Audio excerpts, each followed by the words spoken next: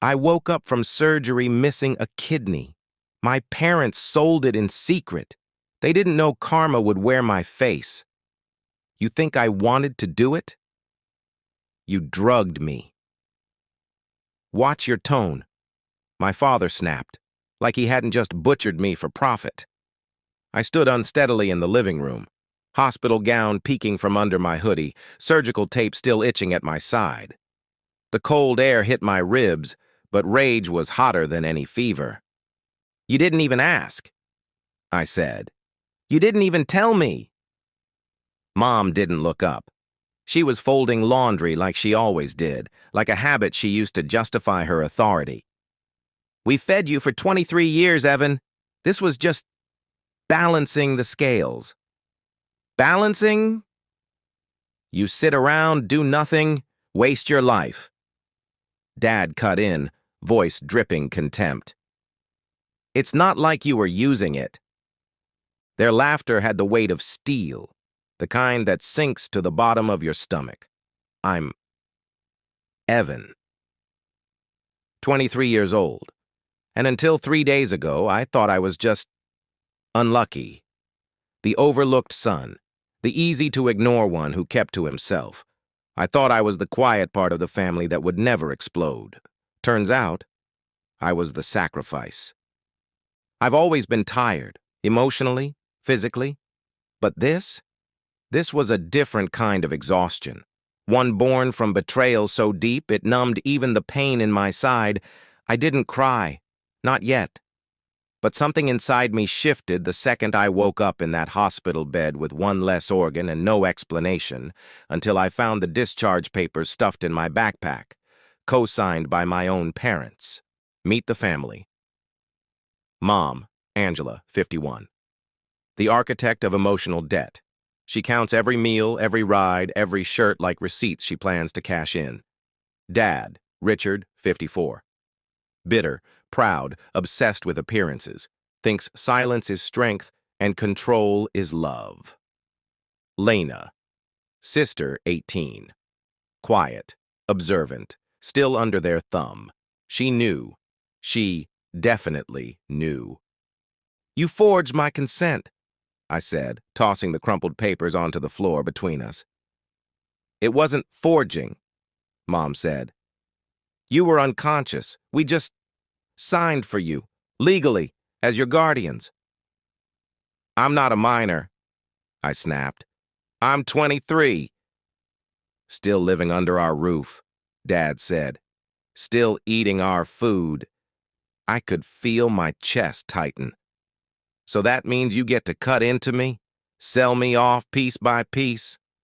Mom crossed her arms. It was your uncle. He needed it. And we needed the money. It was a solution. Lena looked away. I turned to her. Did you know? Her lip trembled. She didn't answer. She didn't need to.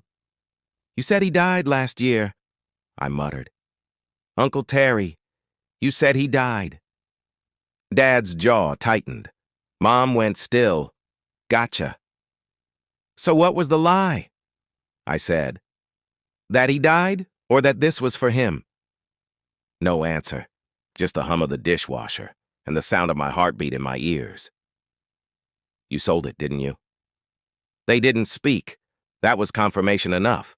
I remember being 17. Lena had pneumonia. It was bad. Hospital stay, IV drips, oxygen. We couldn't afford the bills. My parents cried, fought, nearly split. So I got a job. Night shifts at a gas station every weekend, all summer.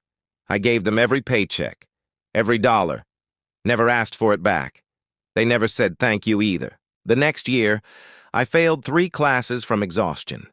Dad called me a disgrace. Mom said, "No one told you to work. You made your choices." That's when I stopped speaking up. Until now. I reached into my hoodie pocket and slid the flash drive across the table. What's that? Dad asked. Everything, I said. Mom picked it up. A recording of you, talking to Lena, the night before the surgery. Lena paled. You left the baby monitor on in the spare room. Mom went rigid. I also sent it to Uncle Terry, I added. Turns out he didn't need a kidney, but he sure was shocked to hear he supposedly got one from me. Silence. Then, you little bastard. Dad started. I cut him off. I sent it to a lawyer, too. Mom's hand shook. She knocked over her coffee cup, liquid spreading like a stain on the wood. Dad stood up. You're ruining this family. I stared him down. You ruined it when you cut into your son like he was furniture. Lena began crying. I didn't know they were really doing it, she whispered. You didn't stop them either, I said. No one moved. No one spoke. So I did. You all finally hear me now? Or do you need another file? And then I left. It's been 6 weeks. I moved out, staying with a friend, working, healing. I didn't press charges. Yet, the threat was enough. Lena emailed me last week, said she was sorry, that she found a job, that she's planning to leave next fall. She said, "You were always stronger than they let you be." She was right. I'm still angry, still tired, but the silence doesn't own me anymore. I sit by the window now, sunlight brushing the scar on my side. It doesn't ache like it used to.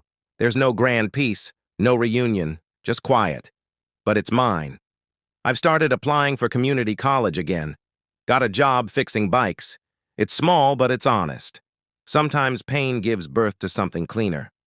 I don't forgive them. Not yet. But I forgive me for staying too long, for being afraid, for being quiet. I was never weak. I was just waiting for my turn to speak. And now I never shut up.